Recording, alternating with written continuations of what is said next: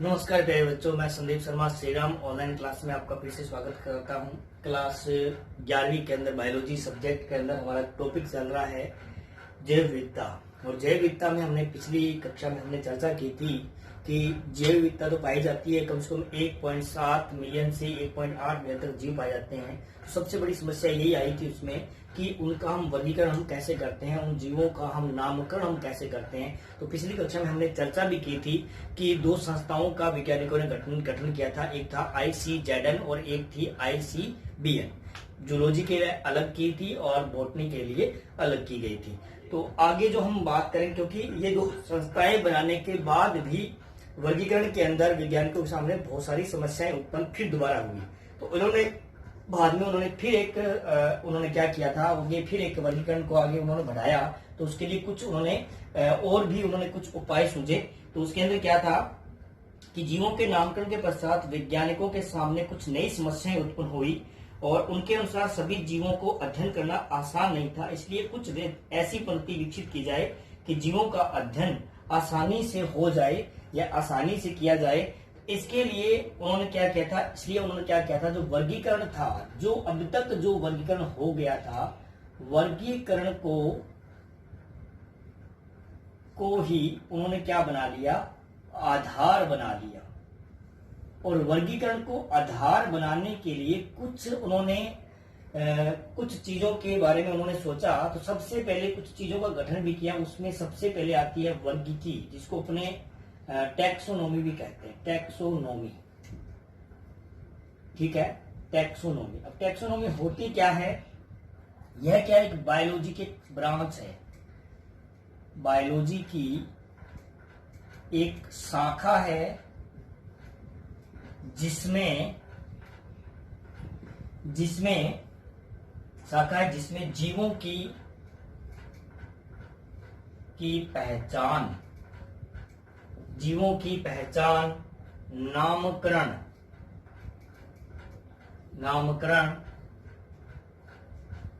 वर्गीकरण के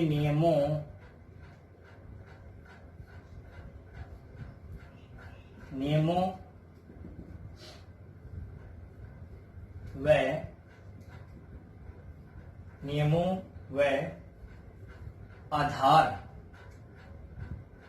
का अध्ययन किया जाता है। देखिए, यहाँ पे हम बात करें टैक्सोनॉमी, वर्गीकी के बारे में बात करें तो बायोलॉजी की वह एक शाखा है जिसमें जीव विज्ञान की पहचान, नामकरण, वर्गीकरण के नियमों व आधार का अध्ययन किया जाता है। क्योंकि पिछली कक्षा में हमने पढ़ा था कि बहुत सारे जीव पाए जाते हैं। जैव विविधता आपने 10th क्लास में आप पढ़ के आए, लेसन था आपके, उसमें पढ़ा था आपने कि बहुत सारे जीव हैं। आज भी बहुत सारे जीवों को खोजा नहीं गया है। तो इसमें क्या हुआ, क्योंकि एक वैज्ञानिक थे कैरलस लीनियस, उन्होंने क्या, पिछली कक्षा में आपने देखा भी होगा कि कैरलस लीनियस थे। कैरलस लीनियस ये एक वैज्ञानिक थे और इन्होंने क्या किया था, एक पद्धति दी थी जिसका नाम था द्विनाम पद्धति। और ये जो द्विनाम पद्धति जो है, ये इसमें क्या था कि पहले उन्होंने रखा था वंश, उसके बाद रखा था उन्होंने जाति। और इस आधार पे ही कैरलस लीनियस ने सबसे पहली पंक्ति दी थी। इसलिए वो क्या कहा जाता है, आधुनिक वर्गीकरण, जो वर्गीकरण का विज्ञान का जो जनक है, वो किसको कहा जाता है, कैरलस लीनियस को कहा जाता है। तो ये तो पिछली कक्षा में हमने चर्चा की थी, परंतु इससे भी क्या हुआ, वैज्ञानिकों को बड़ी समस्याएं आने लगी। उन्होंने कहा था कि एक ऐसा सिस्टम बनाया जाए जिससे भी किसी भी जीव का नामकरण बड़ा आसानी से किया जा सके। तो इसलिए उन्होंने क्या किया, तो इसलिए वर्गीकरण के कुछ नियम दिए और वर्गीकी एक सबसे पहले चुना उन्होंने टैक्सोनॉमी को। तो जो टैक्सोनॉमी जो है, टैक्सोनॉमी का अर्थ होता है टैक्सोनॉमी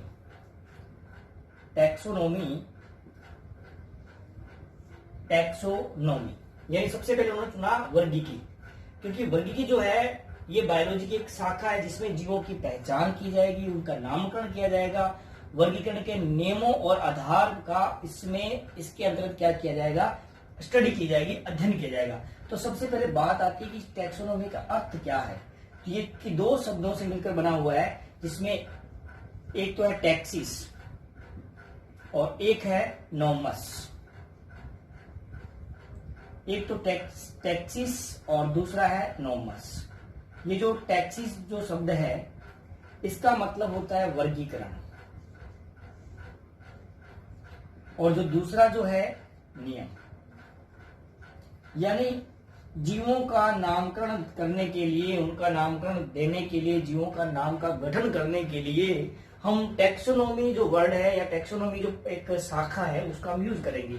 और जिसका शाब्दिक अर्थ में मतलब क्या था कि टैक्सिस का मतलब था वर्गीकरण, और नियमों के अंतर्गत हम क्या करेंगे, इन जितने भी हमें कोई नया जीव मिलता है उसका हम क्या करेंगे, वर्गीकरण करेंगे। तो आगे जो बात आती है उसके अंदर, ये तो हमारे पास आ गई। वर्गीकी में कुछ नियमन आधार बनाए गए। अब जो वर्गीकी जो है हमारे लिए, हमारे पास ये जो वर्गीकी है, वर्गीकी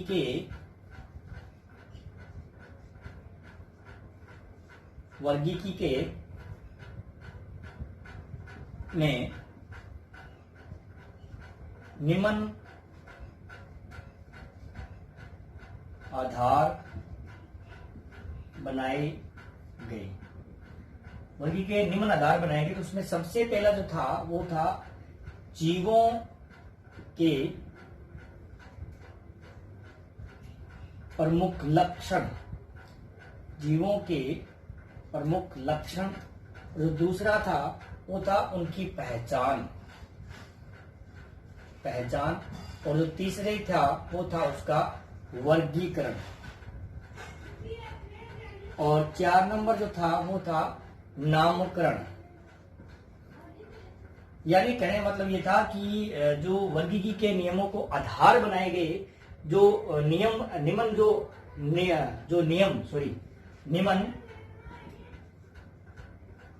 आधार बनाए गए। तो उसमें पहला था जीवों के प्रमुख लक्षण, कि जीवों के प्रमुख लक्षण क्या है, कोई जीव हमें मिलता है उसका लक्षण क्या है, वो किस तरह से भोजन करता है, वो कैसा रहता है, उसका आवास कैसा है, फिर उसकी पहचान, फिर क्या है उसकी पहचान कैसी है, उसका वर्गीकरण हम कैसे करेंगे, और उसका बाद में हम नामकरण कैसे करेंगे। ये सब वर्गीकरण के जो वर्गीकी जो हमारी जो टैक्सोनॉमी है उस सब के हमने आधार बनाए गए कि इस आधार पे हम क्या करेंगे, इनको हम करेंगे। आगे एक चीज आती है कि इनके अंदर, इन्हीं लक्षणों के अंदर एक आता है कुंजी लक्षण आता है। क्या आता है, कुंजी लक्षण। अब इन लक्षणों के अंदर भी एक लक्षण रखा गया, वो था कुंजी लक्षण। मैं इस चीज को थोड़ा सा ध्यान से समझना। कुंजी लक्षण, एक लक्षण यहां पे रखा गया कुंजी लक्षण। कुंजी लक्षण का मतलब क्या होता है कि ऐसे अनेक लक्षणों की पहचान कर, ऐसे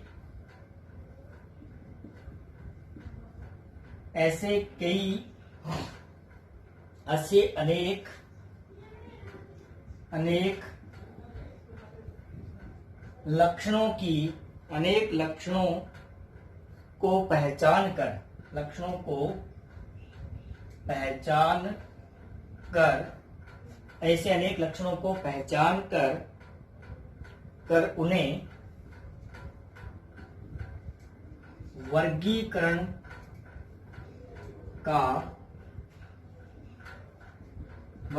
का आधार बनाया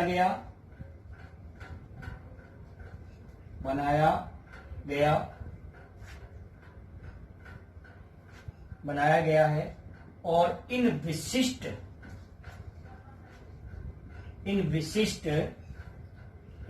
लक्षणों को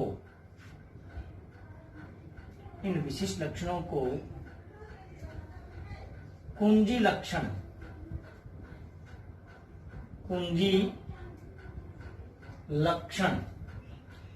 लक्षण भी कहा जाता है। कुंजी लक्षण कहा जाता है मतलब जब उनका वर्गीकरण किया गया, यानी ऐसे अनेक लक्षणों की पहचान कर ली गई। हमने क्या किया, ऐसे बहुत सारे लक्षणों की पहचान कर ली, परंतु फिर भी उन्होंने क्या किया, उन्हें वर्गीकरण का आधार हमने बना लिया। परंतु ये जो हमने लक्षण हमने जो लिए हैं, ये जो लक्षण हमने देख लिए थे, इन लक्षणों का आधार हमने बना लिया था। अब हमने क्या किया कि जो हमने इस लक्षणों में लिया था, इनके अंदर जो विशिष्ट लक्षण थे, जिनको हमने विशेष तौर पे हमने उस पर पूरा ध्यान दिया, तो उसको हम क्या कहते हैं, उसको हमने कहा कुंजी लक्षण। उसको हमने क्या बोला, कुंजी लक्षण बोला। हमने क्या बोला, कुंजी लक्षण बोला। क्या बोला? कुंजी लक्षण। ऐसे अनेक लक्षणों को पहचान कर उन्हें वर्गीकरण का आधार बनाया गया और इन विशिष्ट लक्षणों को कुंजी लक्षण कहा गया। इस आधार पर हम आगे चलते हैं। आगे हम इसके में आगे चलेंगे, इसमें हम बात करते हैं आगे, इसमें हम आगे बात करेंगे अभी, इसमें अभी हम बात करेंगे आगे कि किस तरह आधार पर हम बात करेंगे। आगे इसमें लक्षण आएंगे कि इसमें आगे आता है, सबसे पहला जो लक्षण आता है वो आता है, सबसे पहले आता है पहचानना। पहचानना। दूसरा जो आएगा वो कौन सा आएगा? उसका वर्गीकरण। ठीक है। और जो तीसरा जो आएगा वो आएगा इसके अंदर वर्गीकरण आएगा। तीसरा जो आएगा उसका नामकरण। ठीक है। पहला जो आएगा पहचान, दूसरी आएगा वर्गीकरण और तीसरा उसका क्या आएगा? नामकरण। ठीक है। वर्गीकरण बात करेंगे, फिर आगे इसकी वर्गीकरण की पद्धति। वर्गीकरण पद्धति। ठीक है। पहले आगे पहचानना, फिर उसके अंदर नाम, उसका वर्गीकरण करेंगे, फिर उसका नामकरण करेंगे, फिर उसकी वर्गीकरण की पद्धति उसमें हमने कौन सी अपनाई गई है उसके बारे में अपने चर्चा करें। तो पहले सबसे पहले बात आती है कि जीव का वह गुण जिसको वह किसी भी तरीके से हम क्या करते हैं, उसको पहचान लेते हैं। फिर हम उसका क्या करेंगे? वर्गीकरण करेंगे। वर्गीकरण हम कैसे करेंगे कि कोई भी है उसके पास में यह पद्धति जिसमें जीवों को उनकी समानता और उसकी जो दूसरे जीव हैं उनके साथ उसकी क्या लक्षण उसके मेज कर रहे हैं, कौन से लक्षण उसका अनमेज कर रहे हैं, किस आधार पे उसका क्या हो रहा है उसके बारे में अपने उसमें यहाँ पे देखेंगे। फिर अपने बात आती है नामकरण के बारे में। क्या आती है? नामकरण के अंदर नामकरण। फिर हम क्या करें? पहचाना, वर्गीकरण किया हमने।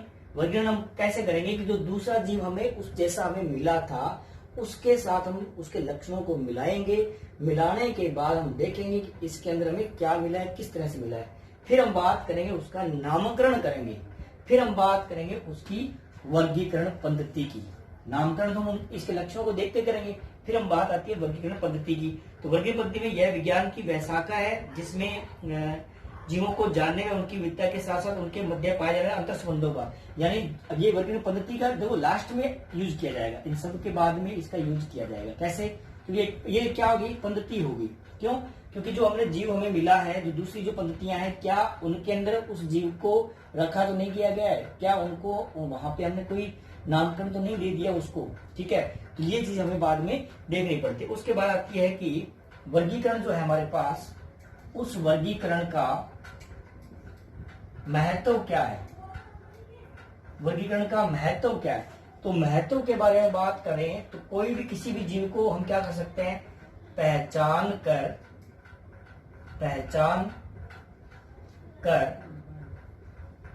उसकी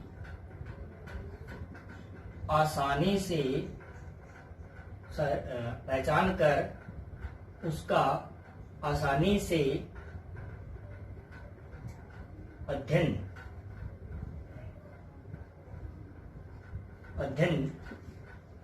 किया जा सकता है। दूसरा इसमें आता है वर्गीकी की इकाइयों को अच्छी तरह से पहचानी जा सकती है। यानी दूसरी जिसमें आती है वर्गीकी की इकाइयों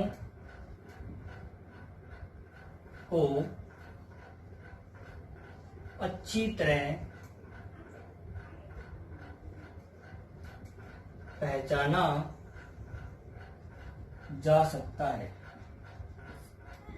और 3 नंबर इसमें आता है जीव जातियों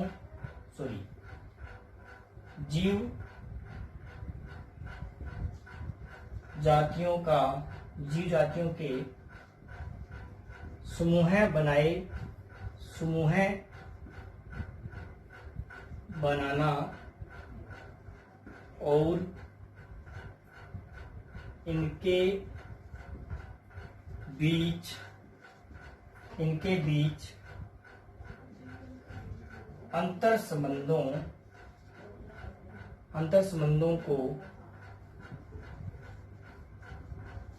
को आसानी से जाना जा सकता है। यानी ये इसके महत्व है कि उसको पहचान कर हम क्या करते हैं, जैसे अभी हम स्टडी कर रहे हैं, पढ़ाई कर रहे हैं, कोई भी अब आगे जीवों के बारे में पढ़ेंगे, तो अगर उसके बाद उसके नाम पता नहीं है, वो कहाँ पाया जाता है, कैसे पाया जाता है, उसके बारे में अगर नहीं पता है, तो अगर ये चीज अगर हमारे पास वर्गीकरण नहीं होगा तो ये हमारे लिए उसके लिए पहचानना, फिर उसका अध्ययन करना, स्टडी करना बड़ा मुश्किल हो जाता है।